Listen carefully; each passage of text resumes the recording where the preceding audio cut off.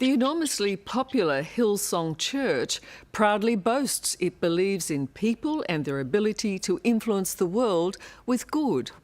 It was founded by the telegenic and usually talkative Brian Houston, but he didn't want anything to do with this story.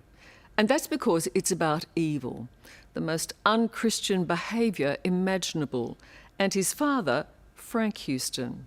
Confidential church documents reveal that in 1999, Brian Houston became aware of the sins of his father.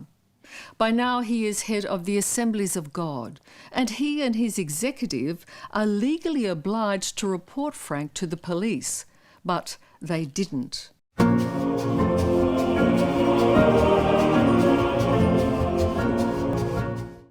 was in October 1999.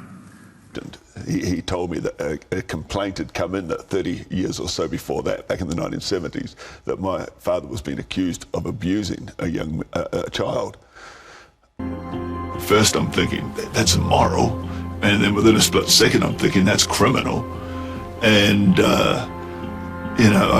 I was just stunned, shattered. We did take his credential off him. He never did preach again. And we did oversee and ensure that he was never put in a position to be close to kids to be able to do that again.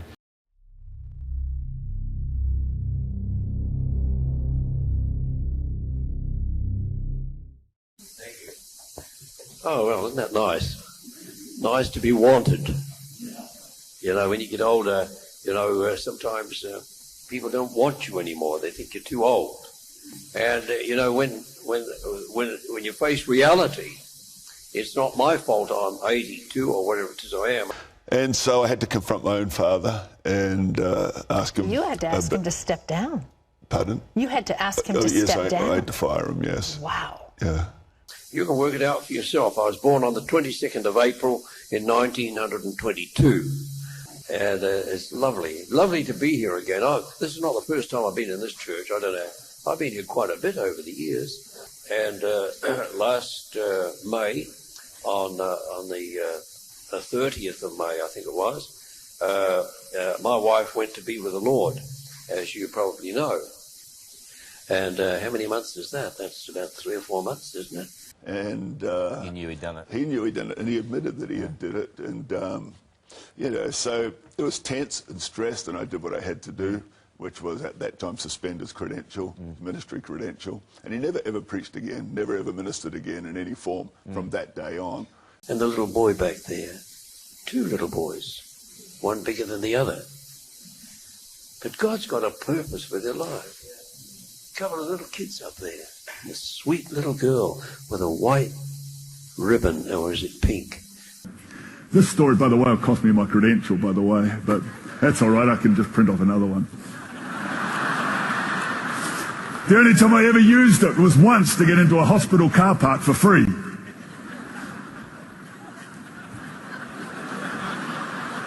In 1999, a funny thing happened. You see, we knew that Brian Houston was our national leader, and then suddenly Frank Houston was parked at our church.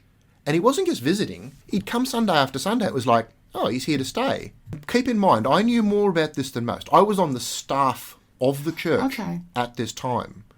So what we were told was, Frank Houston is a towering super apostle of our movement. Treat him like royalty. He is a founding pastor of our church movement in Australia. He is the father of Brian Houston, a very famous and powerful man, and he should be accorded every honour. And of course, Frank in retirement preached with us. Okay. Well, I mean, the twist that you know, Frank at that point had been exposed, disgraced and defrocked as a minister because his pedophilia had become exposed. Yeah. But he preached with us. Hang on, Brian says he never preached again. Indeed, I would suggest that Brian Houston perjured himself before the Royal Commission into institutional responses to child sexual abuse. The end result was he never preached, he never ministered, he was never in leadership again. The church has since falsely claimed that Frank didn't preach again after this. This claim is clearly incorrect. I'm aware of multiple occasions in which he was a visiting pastor at affiliated churches, with unhindered access to church families and their children.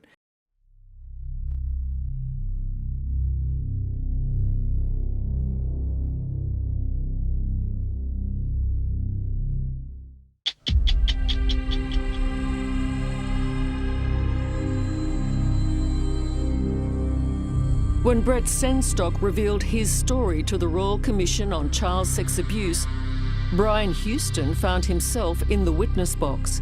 The whole truth. The whole truth. And nothing but the truth. And nothing but the truth. He told the Commission that when he learned about his father's pedophilia in late 1999, he was in no doubt what that meant. At that stage, you certainly knew that that very serious allegations had been made against your father. Yes, I did. And that the allegations were likely to be criminal conduct of one Yes, I sort. did. I didn't have any doubt that it was criminal conduct. Right. When my father walked into my office, that time when he walked into my office, and he initially confessed with me. He told me the nature of his sin. And to be honest with you, no matter what any paperwork says, no matter whatever else happens, I knew he would never preach again from that moment. And to my knowledge, he never ever did preach again from that moment. And in my mind, he would never preach again, and he never did. I suspended him there and then. I ensured that from that day on, he never preached again in his life, anywhere. And I feel very confident that I did exactly the right thing. He would be stood down as a misinterpretation. He was stood down instantly. As a matter of fact, I'll reinforce it again, he never ever preached again anywhere after I confronted him in my office in mid to late November 1999. This curly-headed little young man here, fantastic. But what a fantastic young fellow he is. Curly hair, sort of, good-looking. And it's not your fault you're good-looking. So thank God you are. How old are you, son? 10. How old are you? 8. 10, 8. I'm 8 too, but it's 82.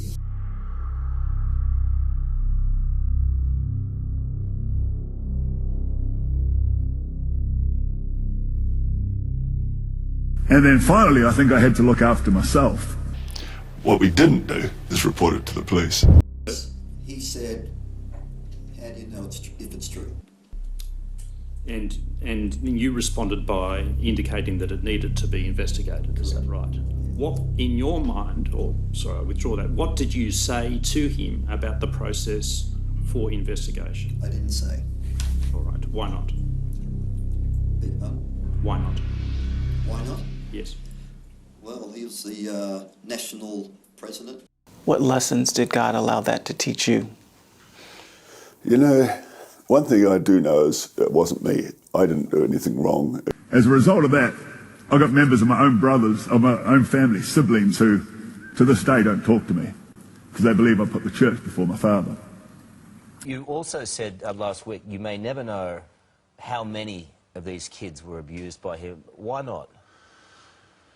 I just don't know now, because at that time I thought there was one, and then 12 months later it became clear that there was many more, mostly in New Zealand. These things happened when he was a pastor in New Zealand. I was 15 myself. The case we were dealing with last week, I was 15 myself. And so yeah, it's obvious he was a paedophile and that his behaviour is repetitive.